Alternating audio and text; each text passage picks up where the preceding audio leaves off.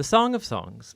It's a well-known but not so well understood book of the Bible. It's 8 chapters of love poetry. And while there is an introduction and a conclusion, the book doesn't have any kind of rigid literary design, and that's because it's a collection of poems. They're not meant to be dissected or taken apart. They're meant to be read as a flowing whole and simply enjoyed. The first line of the book tells us that it's the Song of Songs, which is a Hebrew idiom like the Holy of Holies or the King of Kings. It's a Hebrew way of saying the greatest thing. So this is the greatest song of all songs. Then we're told in the first line that this Song of Songs is of Solomon, which could mean that he's the author. His name does begin the book, after all. But as you read the poems, you discover that the main voice is that of a woman called the Beloved.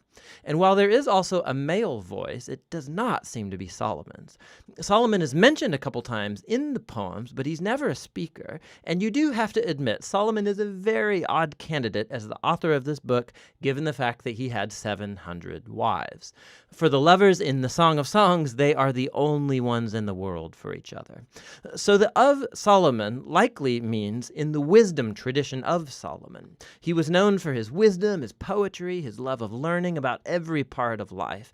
And Solomon became the father of wisdom literature in Israel. And so his legacy is here carried on through a collection of love poems that explores the human experience of love and sexual desire.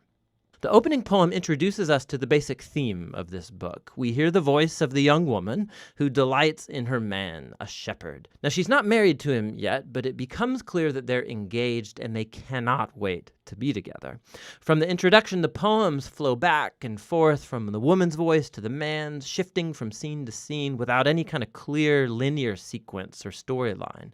The poems move in these symphonic cycles, and key images and ideas get repeated and developed. So, one of the basic themes uniting the poems is the intense desire that this couple has for each other, expressed through their constant seeking and finding. So, after the opening poem, they're separated but on the hunt for one another. So the woman calls out, or she'll wake up from a dream or go looking for her lover, and more than once they'll find each other, they'll embrace, and then right when things start to get a bit racy, the scene will suddenly end, and a new one will start. They're separated, looking for each other, and on it goes. Another repeated theme is the joy of the couple's physical attraction for one another. So multiple times they'll pause and describe each other with these elaborate metaphors. And here it's very helpful to know that these images and metaphors in Hebrew poetry are not primarily visual. If you try and paint a picture of these people based on the metaphors, you will end up with something that looks very, very strange. What you're supposed to do is reflect on the meaning of these images as they relate to the man and the woman. So you'll read through the poetic cycles, and the tension will keep building in their desire and joy and attraction. And this spiraling repetition is a poetic way of heightening and focusing on the mystery and power of sexual love. It all comes together in the conclusion, which pauses to summarize what these poems are all about. Love is as strong as death. Its passions are as severe as the grave. Its flashes are of fire, a divine flame. Many waters cannot extinguish love. Rivers cannot sweep it away. If one were to give all the wealth of one's house for love, he would be utterly scorned. The poem highlights the power and the intensity of love, how it's both beautiful but also dangerous. Like fire, love can destroy people if it's abused, or be life-giving if it's protected. Ultimately, love expresses the insatiable human longing to know and be fully known and desired by another. Love is one of the most transcendent and mysterious experiences in human life, and as a part of the Bible's wisdom tradition, this book says it's a gift from God. After this, there's an odd poem about Solomon trying to do what the previous poem just said was impossible, to buy love. The woman rejects Solomon's offer, and then the book concludes with the man and the woman. They're separate once more on the hunt for each other. He calls to hear her voice. She begs him to run away with her, and that's how the book ends. Just totally open-ended. But that's a lot like love, which never truly concludes, because there's always more to discover and pursue in your beloved. And so true love has no end, and neither does this book. Now, through history, the big question raised by the Song of Songs is, what on earth is love poetry doing in the Bible? There have been 3 main interpretations of this book throughout history.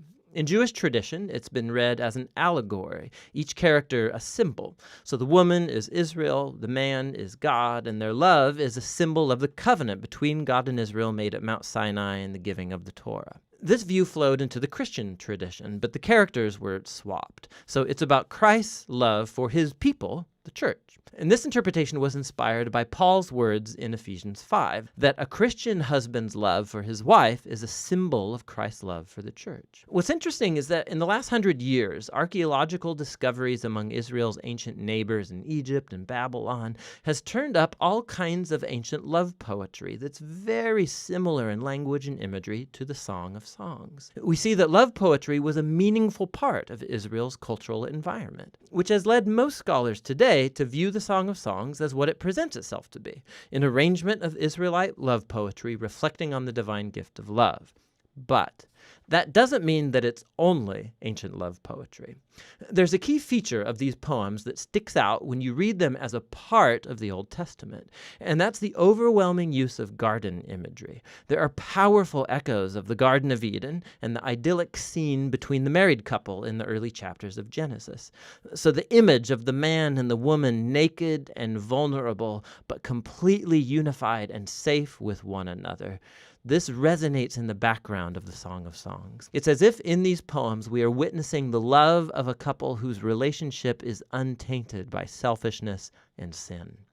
And so ultimately the song holds out hope that even though our own relationships are so often distorted by selfishness, love is a transcendent gift, and it's meant to point us to something greater, to the gift of God's love that will one day permeate and transform his beloved world.